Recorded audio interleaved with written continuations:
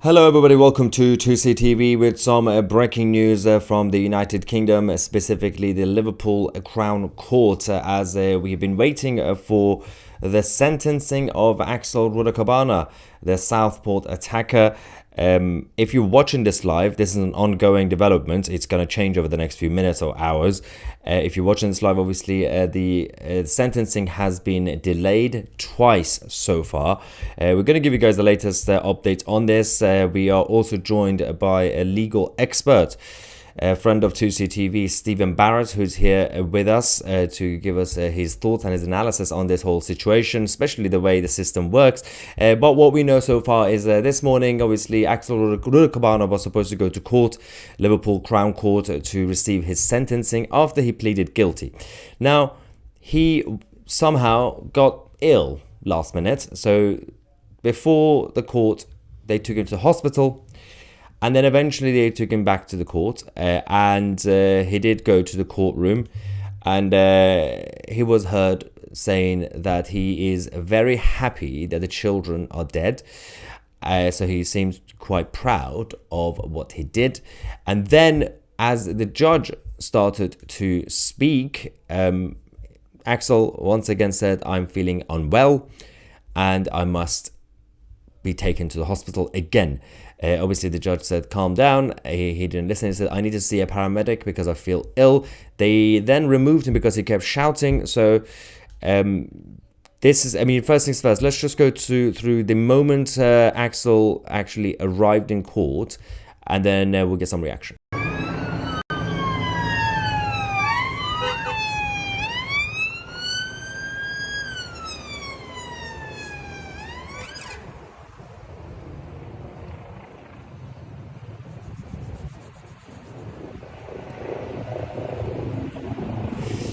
Although the treatment by paramedics didn't actually reach the hospital, by the way. So the paramedics were just treating him at the I would say where he was, rather than taking him to the A&E. He didn't go to the A&E.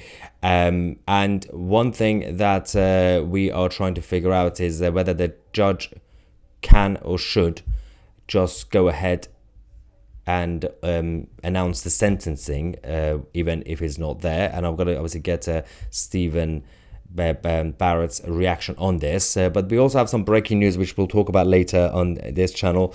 Yes, another mass stabbing attack in South London, in Croydon, which we will cover. A number of people have been stabbed, which is not good news on this extremely important day, obviously, in Liverpool.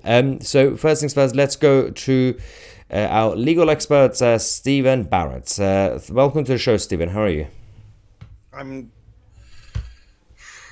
Well, it's just a hard day, isn't it? It's just an awful day. And it's not really about me. So, yeah. I'm like everybody else right now. Every single decent person in our country. Yeah. There is, because obviously they didn't cover much of the details of this whole case until the day of the sentencing. As we speak, they are actually doing that. They're going through the footage, the images, hearing from the families, showing the images of videos of the kids trying to save their lives, and people who are in the gallery in the court. Obviously they are shocked at what they're actually watching. So all this is now coming out, which we will cover. We'll give you guys some of the information of what we know so far. Tell everybody, how come we had to wait until now, on the day of the sentencing, for us to get this information? Why wasn't it shown before? Because the entire thing has been horrendously mismanaged by the government. I mean, I've never actually seen a government manage something with less competence, but they have meant that at the last minute, effectively, for the country is now being told all of the horrific detail, which will be extremely traumatizing for an awful lot of people that have been sobbed from the courtroom. You know, this is horrific. I knew a lot of this stuff, and so I've had more time to prepare. If you're there today and this is the first time you're hearing it, it's going to be absolutely awful. There are pictures, and I don't know how many of them they're releasing, but they will have to show us some, because what's happening, Maya, is that the Prime Minister thinks that we live in a sort of dictatorship or child country where we can all be treated like children. but we're not children. We're grown-ups, and it's a democracy, and we run our country. So you will tell us what happened. We were always going to know eventually. And instead, he's stage managed this and tried to deny us information at every turn. And now it's just all coming out on one horrific day. And people are going to be very upset because it is very upsetting. If you had a heart, you probably could have thought through this, empathized with people, and got this information out earlier so that people wouldn't be quite so traumatized. But instead, he wanted to pretend that everything was hidden behind the Contempt of Court Act, which is not true. I mean, I take my absolute, because I've been quite brave, I think, in the media, speaking out several times, and I think I've done my bit. I was incredibly pleased to see a KC speaking out yesterday. This Jonathan Hall, who's his advisor on terrorism, who went on telly to criticise him and just complain about and just call him out as what he is. The Contempt of Court Act did not hide most of this stuff. There was no danger to this trial, not realistically. I've explained it another way. Axel Rudakubana was basically abusing our decency. So because we are good people, we have a country where you are innocent until you are proven guilty. So despite the fact he was caught holding the knife in front next to the victim, and we knew he was guilty, he took the proverbial out of us and decided to plead not guilty. That's fine, and we do have Contempt of Court Act, and of course I would never want to risk a trial. But the trial was really in no danger, and the Prime Minister just massively over-egged the pudding in order to shut all this down. And now it's just being dumped on a poor, unsuspecting public on one day. I mean, most of the country are presumably at work, so they're going to get back this evening, and then they're going to find out all of this. Well, I mean, it's just a nightmare. It is. So to give some information on the situation with Axel, obviously when he claimed that he felt unwell, the medics in court have seen him, saying that the medical staff have seen Rudakubana. They are happy with his state of fitness and would like a second opinion from a doctor. Mr. Justice Goose has said that can continue whilst we continue with the proceedings. So this is where they're actually going through all the information, obviously, in terms of everything else that happened on the day itself. We can now confirm that the parents of one of the victims, one of the girls, that's Alice da Silva Aguirre, and her parents are actually there right now, and apparently her father shouted "coward" to Axel when Axel was saying, "I feel unwell, can I please see a doctor?" Obviously, there's no sympathy towards him right now from the families of these girls.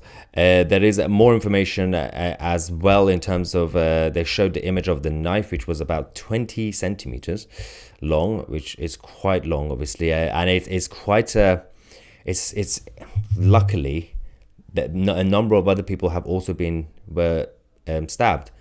Luckily, they're still alive, considering how large this knife was. But before we get back to proceedings, just one quick assessment on this whole, the way, because you talk about the government's role, but also the media. Over the last couple of days, it seems like they are once again deflecting. They've been talking about how, because he managed to buy the knife online, let's blame the internet, let's blame Amazon Prime. And now they're blaming it on autism. The media keep talking about how he's on the spectrum. I mean, what is going on with the media? Well, Elon's got autism and on the spectrum. Yeah. Yet the media created a total pylon trying to pretend he's done a Nazi salute. But he clearly That's hasn't. true. Clearly, a very nice man is not going to land. You're obviously lying. But we do have to ask questions about the media then, and particularly the mainstream media. Maybe this is why you're right. Maybe that they aren't the future anymore. Because they clearly agreed or were more than willing to help the Prime Minister out with his cunning little plan to hide all the information. So they've known all of this for ages. The idea that this is not new to anybody who works in media. It's not new to me. It's probably not new to you. And so they've been complicit in this. And you're right that they are once again deflecting. The attack on Amazon is absolutely risible. I mean, that's just simply nonsense. He appears to be using the Southport murders, which we would all like to grieve about and be upset about, and perhaps come together as a nation and heal together somehow, and just talk about things. And instead, he's trying to use it as an excuse to slide in digital ID and more control of the internet. Oh, I mean, I tweeted it yesterday, Maya, but I may as well say it live now. Sometimes I have to sit down in a quiet space for 5 minutes to see if I can muster any more disgust for this government. And that's not because it's a Labour government. There have been perfectly acceptable Labour governments. I've lived through them. This government is uniquely monstrous in its own way. And the idea that you would mismanage the Southport killing, to my mind, caused those riots in the summer, threaten people for months and months and months so that they're all terrified, threaten the relatives and the victims because they were all ordered to keep quiet, and then at the last moment dump it on the public and then try and profit from it by sliding through more digital control. What an interesting man our Prime Minister truly is. Well, we had this thing where a few years ago when the Conservative MP David Amos was murdered by an Islamic terrorist, they came out, actually a number of MPs and the media started to blame it on free speech online. They tried to bring in anti-free speech laws, but more anti-free speech laws. I don't know, for some reason blaming it on online rhetoric. This time blaming it on Amazon Prime and autism. It's extremely insulting to those who are on the spectrum. As you said, obviously, like Elon is on the spectrum, but somehow, because he's on the spectrum, they have to treat him like the devil. But it's a weird situation. But we have some more information coming out of the court as we speak. These are very, very disturbing updates, by the way, just a heads up. For those who remember, this is Elsie.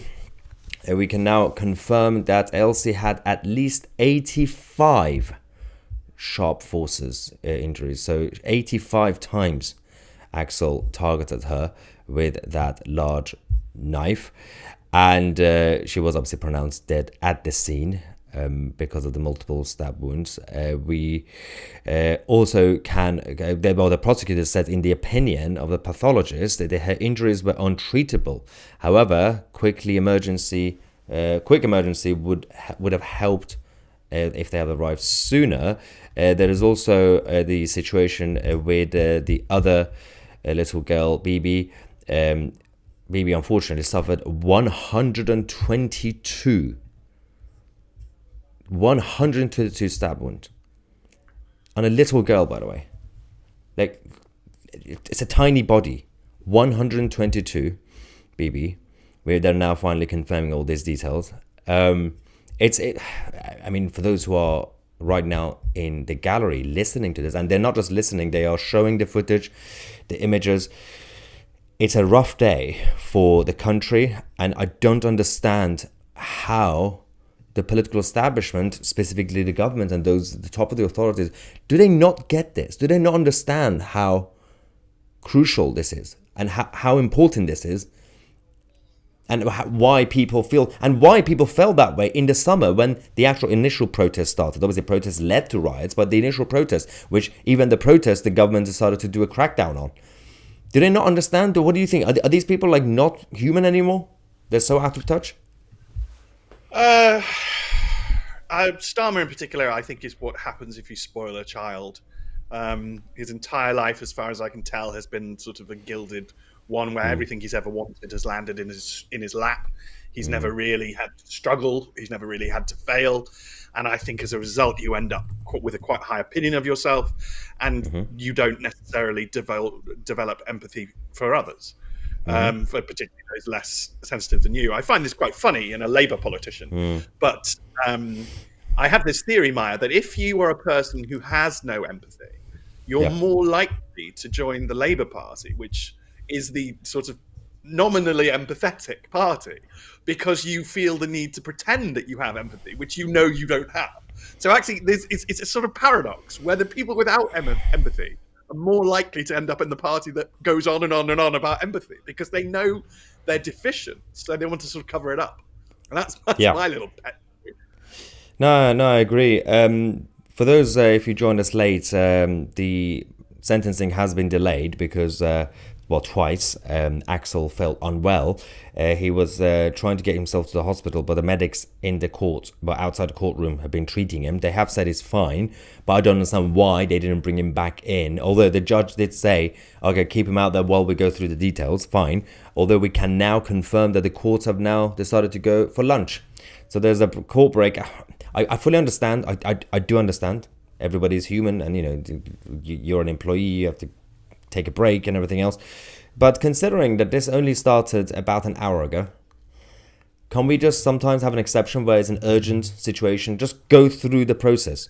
They will return. We do in my type of court, Maya, but Right. there are lots of the public here, and I'm actually turning into a Mr. Justice Goose. I'd never known of him before, but I'm turning into a Mr. Justice Goose stan over all this because he's because he's doing exactly what I want a judge to do. So when Axel was kicking off, he's like, "Shut up! You will obey my rule.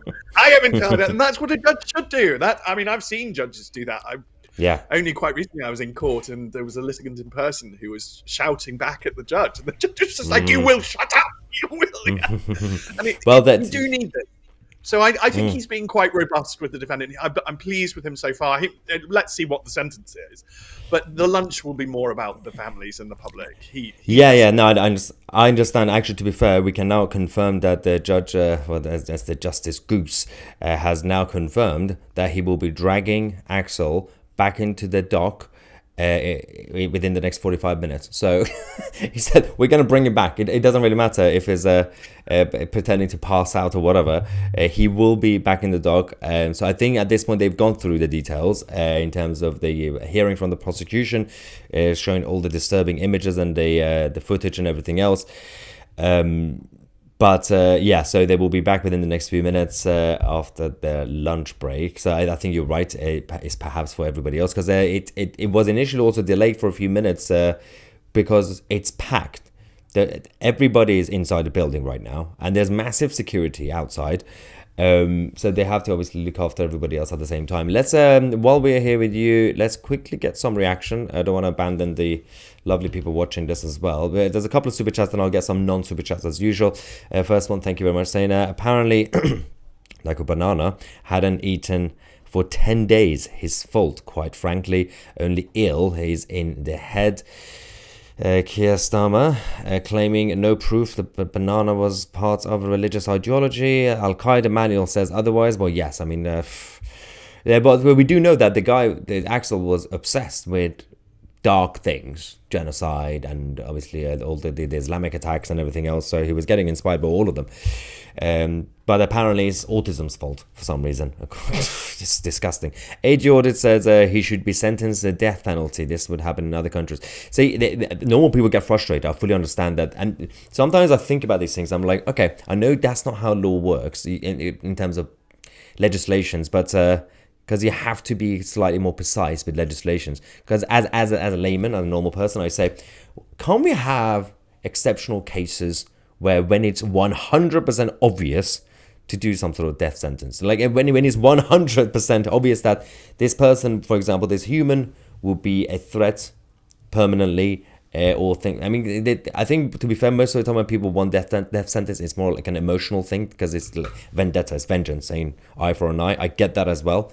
But in terms of the actual punishment, because I think people don't have faith in the life sentencing in the UK. Isn't that the main problem? Because life doesn't mean life in this country, really. Yes, and I think people don't have faith in sentencing at all, actually, at the moment. And I think sentencing is in a bad way. And the one that I constantly come across, and I just feel I agree absolutely with the public, is these people who've got all of these paedophilic images who are walking out of court without going to prison. I just can't believe that that's where we've got to. Which idiot thought that was a good idea? I fully understand where people come from on the death penalty, and this case could not be more designed to test the principles on the death penalty, because a lot of people say, well, there's always doubt as to who committed it. There's no bloody doubt. He was literally caught in the act. He's proud of it. He's admitted he's proud of it. I was very happy. Yeah, exactly. He's got no remorse. He's proud of it. He's gloating. He's everything he did. I mean, what you describe of 120 stabbings of a little girl. I mean, that's mutilating a corpse. I mean, that's just sadistic evil beyond all all understanding. And that there's nothing I care about more than little children. We cannot. So he's testing all of our boundaries. I will remain resolute because for exactly the same reason I don't like the assisted dying bill. I don't want the state to have the power to kill us. I We don't can't think trust that's the the relationship state. I want to have with the state. No, I don't trust it. And I Yeah. don't believe it should ever have that power. I just don't trust politicians. That's the problem I have. Yeah, if you want to create legislation for it again, then there will be other cases that they could use it against anybody, really. And to be fair, because obviously I get the emotional response because I get frustrated. I'm like, just get rid of him, right? But there's a non-super chat. Andy, on the other hand, also says death penalty is an easy way out. Yeah, I mean, my policy would have been for the evilest of evil people. We're gonna have to basically leave the Human Rights Convention for that. Is to just put them in a cell, dark cell, on their own. Just give them basic food forever with no societal contact with anybody. Basically, it will be it will be purgatory for them. They need to stay alive to think about that every second. But again, there's a lot of people who just say eye for an eye. I don't care. Let's give him the easy way out. It's tricky. I mean, I think the main problem is that the whole justice system is currently not being trusted overall, which is not healthy for any democracy, by the way. There is so Russell Super Chat also says that the B needs a capital punishment. Then we have Scott saying put him in a room with the fathers of the two girls. Just that will be his punishment, I guess. Keir Starmer has some. That would be very quick. That would be very quick. Keir Starmer has some serious questions to answer. Why is it the Prime Minister seems to be so morally superior in this whole thing? They're now calling into for an investigation when they found out that they can now blame it on historic state failures, because they would say, well, the Tories were in power and prevent this scheme failed. The authorities failed. So now let's do an investigation into the Southport attack. Isn't that weird? Dishonest. Yes, but we've all we've all got the measure of this government, and if you're a natural Labour supporter, I like to make the point of sort of saying sorry to you. I mean, you can't. What it must feel like to be a member of the Labour Party and having to watch this. It just must be awful for you. This is the worst government I've ever seen. And I think it's the worst government that any of us have ever seen. But this case has been so badly handled by the government, by Keir Starmer. His total lack of understanding that we'd care. It doesn't even to occur to the bollard that we might actually, all of us, really sympathise with those little girls, regardless of our background. We all feel their pain. We want to protect them. It's a natural human reaction, and I've pointed this out or made this point before, but it's one of the things I really like. Do you know the actor James Dreyfus? Who's on Twitter, and he's famous. He's gay, and he's famous for playing incredibly camp characters. And he doesn't have children because he's gay, and that's he's married, but that's fine. But he has been so visceral in wanting to protect children because there's something in us, in most of us men, in all the decent men in particular. And I'm not judging women here. I'm sure there are good things in women too, but there's something in us that just wants to protect kids. And to see him so visceral, such an ostensibly sort of feminine or camp person, but I would trust him to pull Axel Rudakubana apart from them. I mean, I would, but it's been nice to see. And I think we need to understand the value of men again, and that we have a role in society. Keir Starmer doesn't seem to have any of this. Doesn't seem to be click in his head. And the one thing, if you talk to victims and their families in Southport, in fact, if you just talk to anybody in Southport, because it's a small town and it's come around the whole place, they all talk about 19 seconds. And that's all they ever say. They just say 19 seconds. And I had to ask them, can you explain what do you mean? What do you mean that? Because they're very angry about 19 seconds. And they've timed it. They say that's how long it took him to get out the car, walk a few steps, and place down a plastic wreath. And they are incredibly livid that he then fled back to a party in London. And he didn't say anything. And so as far as they're concerned, they're livid about that 19 seconds. Still. Really has, just balls this up. Yeah. On the issue of the life sentencing or life doesn't mean life, because I think a lot of people might be confused. Obviously, can you explain to people, because William says, Maya, why do you keep saying in the UK life doesn't mean life? If a judge gives a whole life sentence, it means they will spend their entire life in jail. We know about the exception cases, obviously, that it could give obviously life without parole, but the problem we have is that can you explain to people, because when they say life sentence but with a parole which you can't come out within 20 years, they should not call that life. They should just call it long-term sentence. Can you explain why life doesn't mean life in those situations? Yeah, so we have the capacity, the Conservatives introduced the capacity for life to mean life. It can't, unfortunately, apply to Axel because they've left the law as it is. And he was 10 days off his 18th birthday. And you can't do a whole life order, a proper life sentence, to somebody who is under 18. And so instead, what we've got is the idea of serious. So it'll be called a life sentence, and then it's given a minimum tariff. So he has to then serve a minimum term. Now, it's not guaranteed that after that term he would get out, but it goes, a point I've already made, and one I think we need to stick with. The decisions made by the parole board, who are basically completely unaccountable, bureaucrats, and they've made really bad calls recently, like trying to free the mass taxi rapist. The sort of call that I thought if you had any ounce of common sense in you, you would have realized this is a really bad idea. But so unfortunately, the decision will be them. The starting point for a 17-year-old, where it's a very serious issue, is 27 years. He's obviously going to get more. On Talk this morning, and having thought it through before I went on the show, obviously I worked it out a lot. I was thinking in the realm of about 34. Him having kicked off in the courtroom, and Mr. He's Justice still Goose young. being as impressed as he is. Well, he'll be really out as a young person. Well, it might He'll go be up. young. But I think it may well go up. So let's see what Mr. Justice Goose does. Yeah. I'm going to gamble on this and have faith on Justice Goose, because I think he's going to be robust on this, hopefully. But again, I understand, because you do law and politics, or in terms of parliamentary politics, you have to be precise and they have to be technical. And there is a problem because Steve Helton, the former advisor in Downing Street back in 2010, he actually wrote a book called More Human. And he went through this book. It's almost like a manifesto. Talk about all the different areas of politics and law. So education, health, and everything else. Exposing the problems with technicalities of law. So, for example, Axel was only a few days away from his 18th birthday. So he did this. So as you said, because he was 17, he can't be getting actual life sentence, like instantly full life sentence. The More Human, the book that Steve Hilton wrote, was about these things, saying technicalities of blanket policies become problematic because you have to bring in some common sense. You have to bend the rules. But then where is the line? Because I would like, as a normal person, to bend the rule right now, like an amendment right now for this person, because he was only a few days away from his 18th birthday. So as a normal person, as a taxpayer and a voter, that's what I want.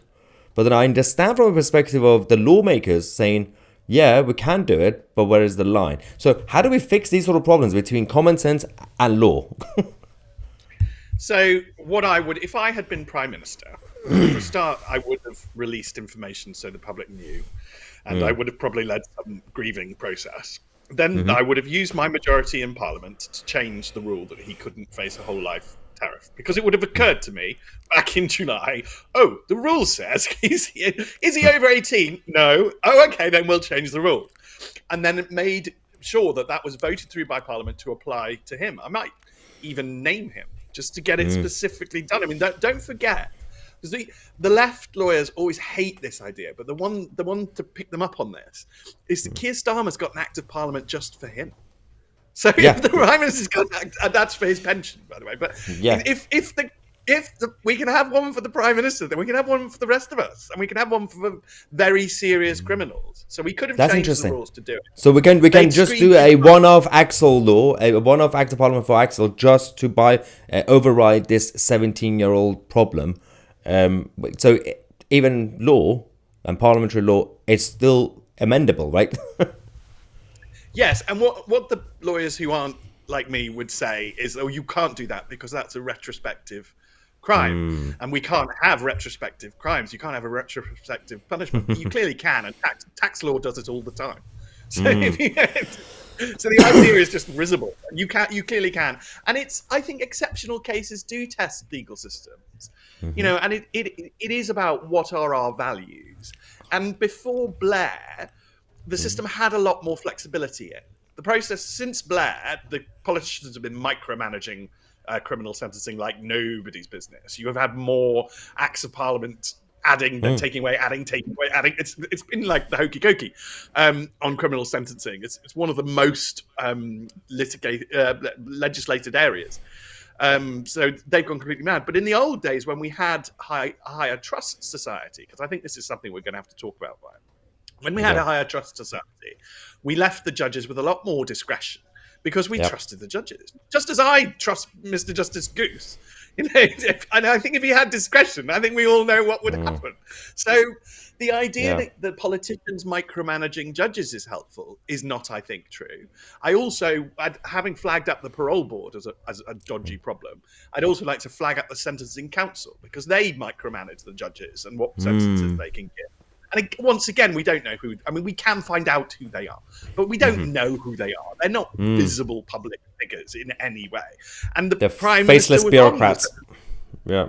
Well, and he was on it when a lot of these decisions were made. So but he always just denies any accountability. That's our marvelous. There's a lovely line that people. It's amazing what cuts through. Like two-tier cut through incredibly quickly. I even heard it down my local pub. I'm just sitting there and just listening to another table, and they're all on about two-tier, and it's like, wow, that really did cut through. It's crazy. But the other one that cuts through or gets repeated a lot about him is that it didn't touch his desk.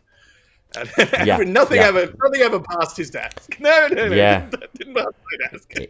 Nothing. He never received anything. Did he do any work at CPS? Let's get some more reactions. Actually, we talked about how some of the people in the media are blaming it on autism because he's autistic. Apparently, Karine says, "I'm autistic, and so are my children. Would never ever do such a disgusting thing. He needs a death penalty because he's evil through and through." Yeah, exactly. It's completely insulting on certain really people who are on the spectrum. It's so weird. I mean, Western society that never lived anywhere close to the Islamic world. They only saw it from distance, and still living with Lawrence of Arabia. They don't understand the psychology of Rudakubana society. Yeah, I mean the ideology that people like Rudakubana were obsessed with. It's becoming closer to the Western world, and I think even until 10 years ago, it was still distant. People see or hear about what's going on in Iraq or Afghanistan. They did see 9/11, but that was like the first time America saw it on the soil. The ideology being, and I think it's becoming more visible. There's still a lot of people who are burying their heads in the sand. The liberal champagne socialists is absolutely fascinating about that. Stu says, ill because he hasn't eaten. Give him a bacon roll. Give him a bacon roll.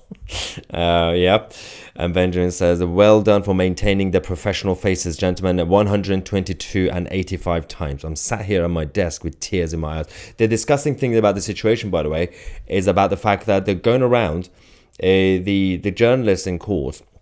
Apparently are not being sensitive enough. They keep approaching the families, and they were crying when Axel Rudakubana was having a meltdown, pretending to be ill.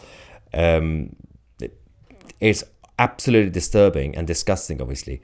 I don't understand why we don't have... It's fascinating because usually there should be order in court, but journalists outside the actual courtroom waiting for families to come out while crying and doorstepping them. That's... Just give them a minute. Just be normal. What do you want? Your job is to report what's going on with the judge, with Axel, and what's happening with prosecution. Why are they so obsessed with approaching the families and those who are in the gallery? What's wrong with these people? Well, I just think we've become a really odd country that doesn't have basic empathy. I mean, so many people just don't seem to have any sort of basic ability to understand that other people will be feeling incredibly sad. I mean...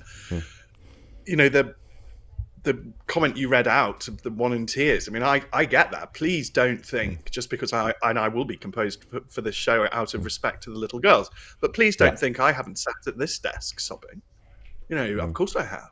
This is, and I've known about this for a very long time, and it's there are pictures I can't get out of my head.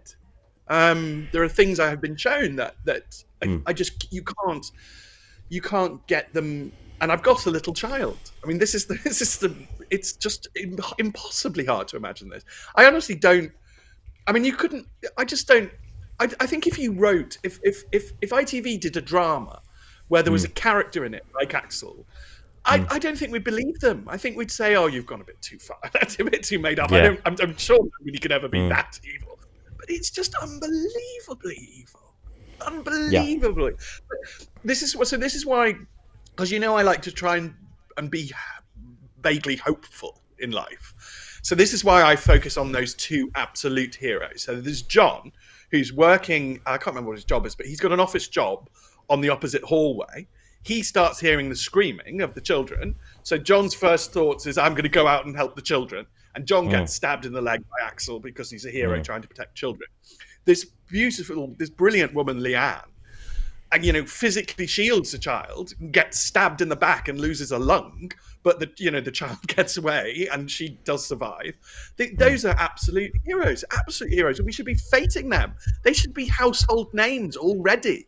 I want them to be celebrated. It gives us hope as a nation. Again, I just think Boris would have done all this. In particular, he understood the nation. He understood human beings. Starmer doesn't understand us at all. He's basically not even human at this stage. But then there's two others I want to flag, because I don't want everything about today to be awful and horrendous. Yeah, let's talk about the heroes. There's two window cleaners, mate. Two window cleaners driving down the road, and they see it. They see a man with a knife, and they're like, "What is all this?" And then there's the children, and they're like, "Oh," and they get out, and they go and help. There's two, and one of them rescued one of the. She was unfortunately dead, but he's doing his best. He's literally picking up a bloody child from the top of the stairs and carrying her down. Those are heroes. Those two gentlemen are also heroes. And the world does not. Our world does not belong to Axel Rudakubana. Our world should belong to those people, the good people, the decent people, who would do what you and I would do if we were just, wandering around London and suddenly saw something like this. That's what we'd all do. And I think we need to remember that. I wish we had a prime minister who would talk about these things and bring us together. I just want to really highlight, it's not a party political point. There are many Labour politicians who are deeply emotional, have a fantastic empathy, get on with people, and are obviously human beings. In many ways, because I think one of them is Lisa Nandy. So it's a shame she didn't beat him in the leadership election, because I think she'd be able to deal with this. Just a quick thing on this point of politicians, but also the media. I'm just going to show you a few seconds of what just happened on Sky News, ladies and gentlemen. Sky News, diversity is our strength. Together, diversity is a strength. It's not something that should be feared, and actually we need to unite more. Together, diversity is a strength. Diversity is a strength. It's not. Diversity is our strength, ladies and gentlemen. Well, we could be talking about, as we have been doing on 2CTV, about the details of this disgusting situation, the heroes, the families of the victims, and those who have survived, and of course the three little girls. Or we can talk about how diversity is our strength, ladies and gentlemen. So there is so much to still demand in terms of questions from the Prime Minister, the Home Secretary, obviously all these in the authorities. That's one thing to discuss. We can also have a whole show about the state failure from Prevent and all the others. Or we can talk about diversity, right? Let's quickly go back. We have someone saying, actually, wait. The other read says, the face of pure evil. Every time I see his face and those eyes, I see chills. I hope he's talking about Axel, not Stephen. Now we gotta have to. Otherwise, it's just too depressing. It is too dark. It is. Yeah. You understand why? It's soldiers, isn't it? And soldiers and doctors are particularly dark. They have dark humor, but it just gets you through. And Jews, let's not forget, Jews are very good at dark humor because they had to throughout history. E4 Mafia says, in the US, you can be tried as an adult at 14. That's crazy that they won't charge a 17-year-old as an adult. Yes, are you aware of that? Why is it that we can't do that here? We could. our system we've just designed our system to not do it, and it's the politicians and the lobbying from the left. It's even worse in Scotland, where basically you can't be treated as an adult by the criminal courts until you're 25, which has allowed all sorts of rapists to get off with really light sentences, and it's just a car crash, an idiotic rule. Remember, in Scotland they also have votes at 16. So you can vote at 16, you can change the government, you can change the laws, you can get things in, but you can't be held fully responsible for your criminality until you're 25. Get rid of that. That is a stupid rule. Get rid of it. I've always said that, because it's a political opinion whether a rule is stupid or not stupid. So that's me being political. But you can build the legal system that you want. You can have a sensible, and Parliament can do everything. So if we want to be a sensible, well-run country that has rules that we all agree with, then we should vote people into Parliament who are willing to do that. We need better parliamentarians, and Stephen and I always discuss this over a pint about the problem with the political class. The system itself on paper, we still have a great in terms of checks and balances, in terms of the actual effectiveness of the constitutional monarchy. But if you have wrong people in the place, then obviously it's not going to work. So there is a couple of other comments before we wait for Axel to return to the courtroom. Not a single word from the Muslim community condemning his acts. I bet they are very proud of him. We have Pauline saying the West is naive about the mindset of Islam. I agree about that with that. And another super chat support here as well. So what I suggest, because we have to wait for the return of everybody, because obviously this has been the lunch break until 2 p.m. UK time. We have over 11,000 people watching this live on TCTV. Thank you, ladies and gentlemen, for that. But we will come back, hopefully with Stephen, if you're still around, within the next half an hour or so. After, obviously, everybody returns to court, we'll come to you guys live with the official sentencing. Any last few words, Stephen? What should we expect? Well, I just have faith in Mr. Justice Goose and British justice, and he has been an absolute credit to it today. And that's what we need more of this, and less weakness. Justice must be strong. On that note, ladies and gentlemen, thank you so much for watching. We'll come back shortly. I'm Maya Tusi, and we are the media.